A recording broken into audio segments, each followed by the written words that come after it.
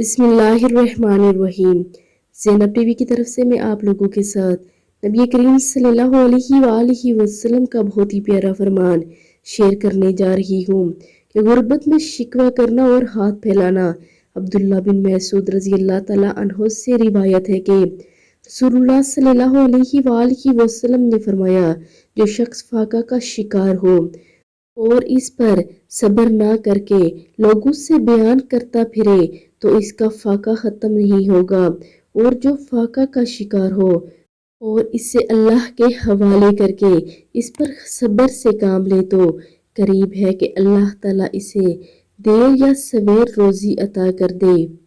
यानी जितनी भी गुर्बत हो, किसी के सामने हाथ ना फैलाए या किसी से शिकवा ना करे, सिर्फ अपने अल्लाह से मांगे, क्योंकि अल्लाह रब्बुल इज़्ज़त ही अता कर सकता है।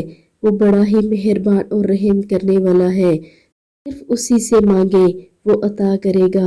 आप सब भी इस पर अमल करें और वीडियो को आगे लाजमी शेयर भी करें। जज़ाकल्लाह खैर।